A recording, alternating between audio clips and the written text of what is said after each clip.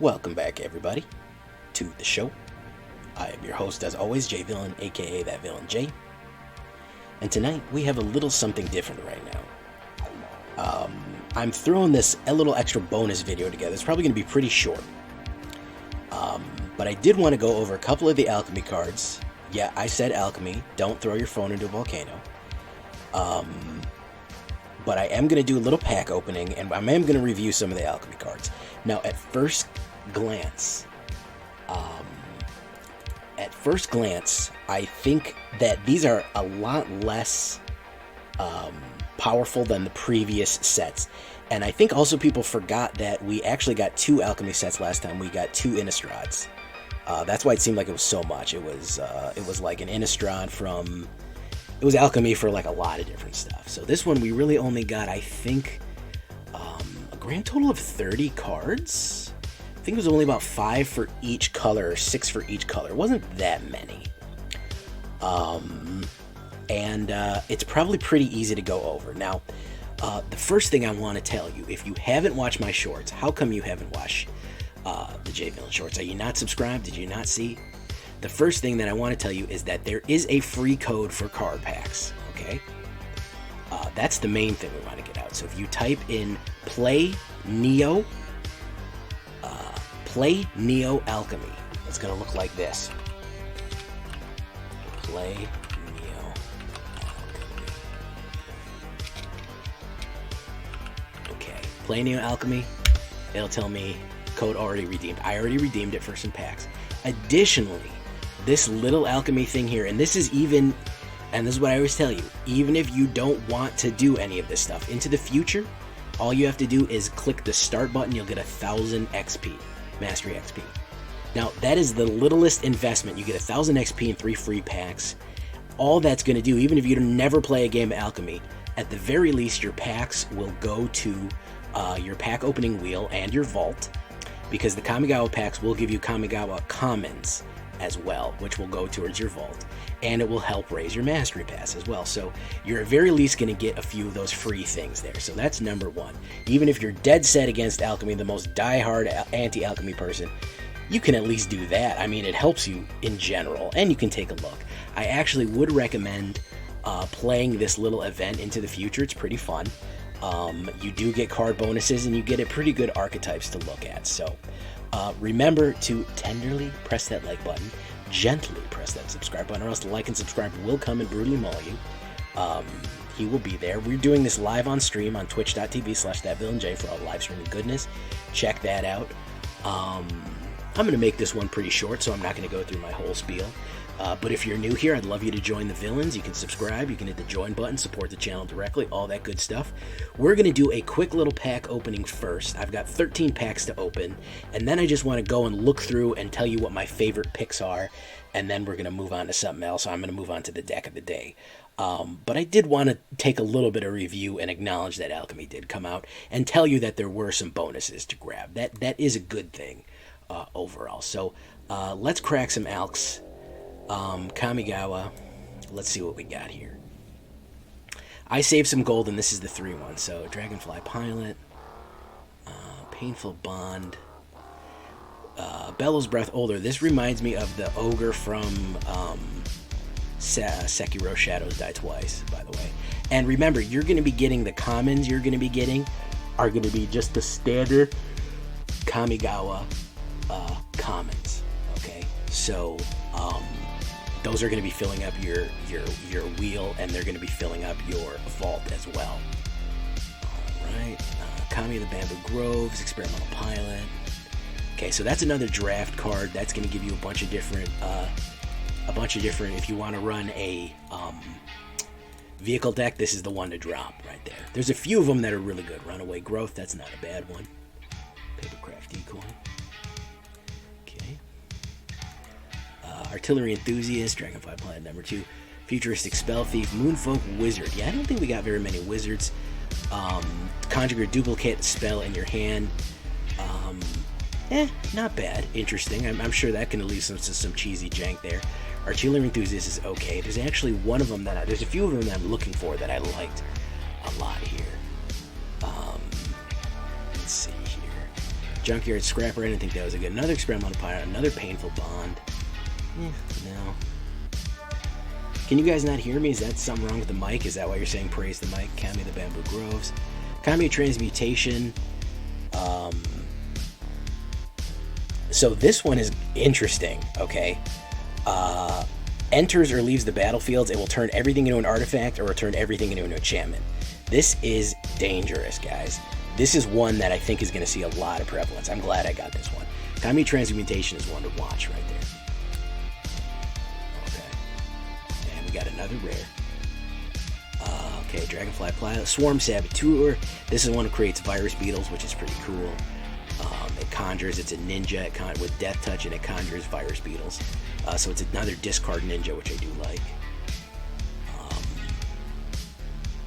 Kamigawa Groves, another Dragonfly Pilot, another Kamigawa Transmutation. Okay, so we're hitting the Transmutation pretty hard. Did I get anything particularly notable? Molten Impact. This is the standard. This is the new standard for red. Bye-bye Sundering Stroke. Thundering Rebuke. 4 damage to creature or planeswalker. If excess damage was dealt this way, when you cast your next instant or sorcery spell, Molten Impact deals damage equal to the excess to the target creature or planeswalker.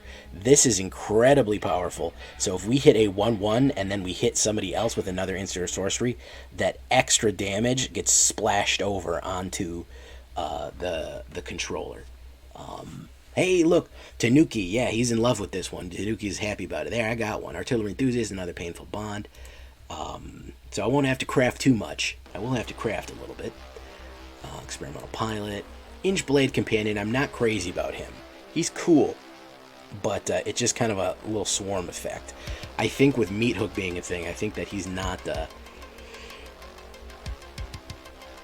as powerful as he could possibly be.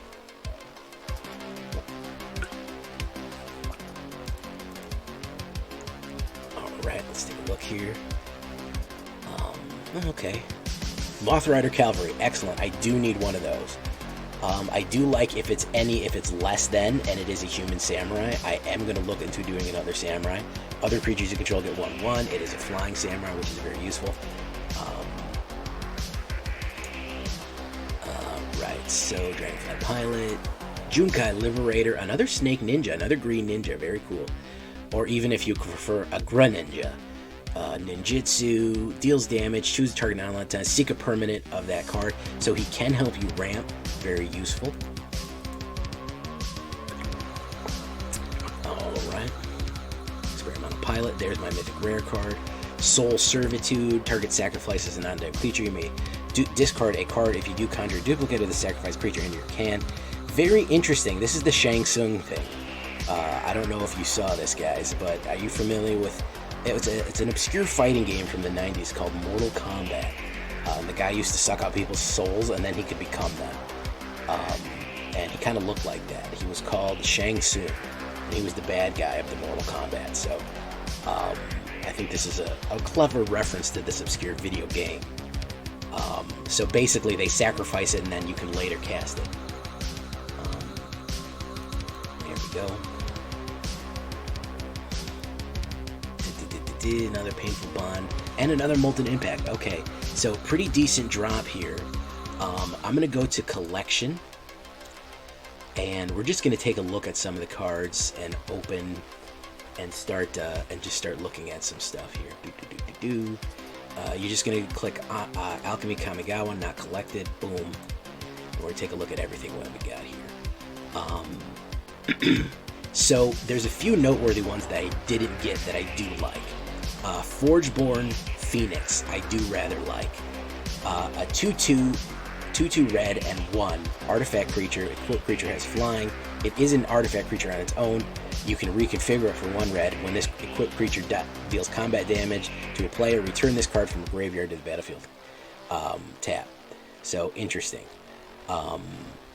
When it dies, it basically brings back whoever it was attached to. Very, very useful.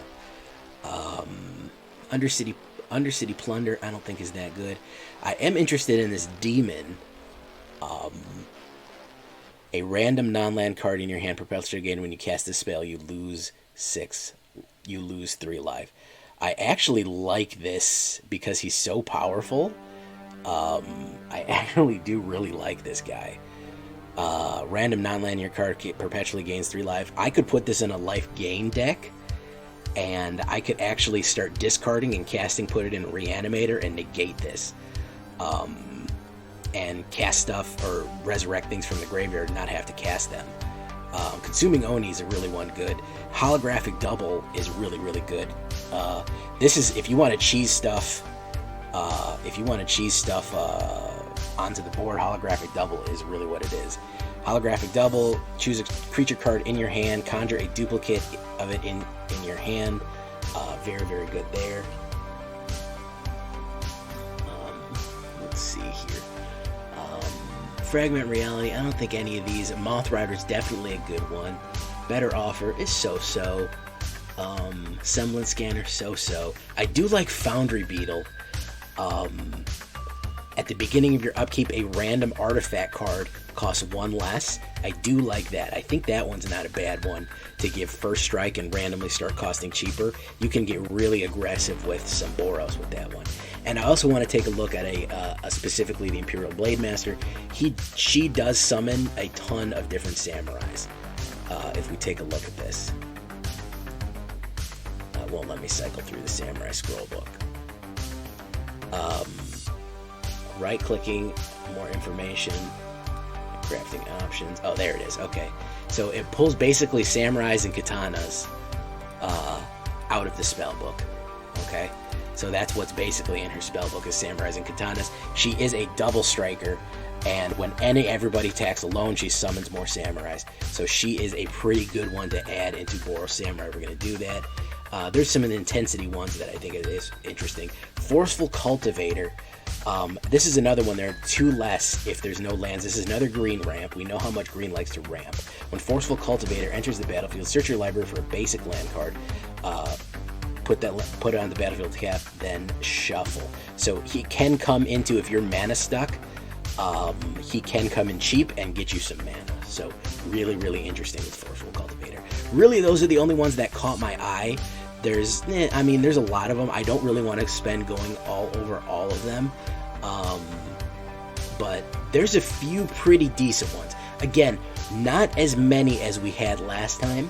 Obviously, as you can see, I think there's only, what is there, 9? This is a row of 9, 18, 27. Yeah, there's 30 total.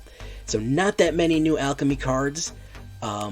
I don't think the game is going to change drastically. I don't see any. There's actually no colorless, oddly enough. Like we had last time. I don't think we're going to run into a key to the archive situation. And remember, all of these are subject to change. So if one of them is not seeing enough play, if one of them is really not a great card, is just nobody's really feeling it, nobody's really playing with it, you can look and see that it might become a little bit more powerful. So it's something that the meta will always shift and change. I do like that we've injected a little bit of life into the Alchemy Standard because we still have about 6 weeks until New Capenna comes out. So we've got a little something new to play with. I'm definitely going to do one. It's not the worst thing in the world. You do have a few cards to play with. And I think that it's something worth taking a look at. So I just want to do a little quick pack opening and a little review to point out a few of the highlights that I liked. I don't think it's going to be as big as a shakeup as the first Alchemy. I think it's a little bit more subtle. I do think you are going to see a bit of a resurgence. I think there are fun cards. And I also, on the whole, generally speaking, I think the power level was much lower than it was with the initial Innistrad release. Some of the Innistrad stuff really came out with a bang. I think that it was really off the charts. Some of the things were just really OP. And I think this one was a lot more measured. So that's interesting to see. So that's really all I have to say about Alchemy right now. I'm going to make some decks. I'll always do a standard and an Alchemy build, suggest both options for both. And we're going to leave it there, guys. I've been Jay Villain. You've been great. Tell me what you think. What cards do you like? Did I leave anything out? What do you want to see more of? And what do you think of the new Alchemy stuff? Leave a comment, leave a like, and let me know.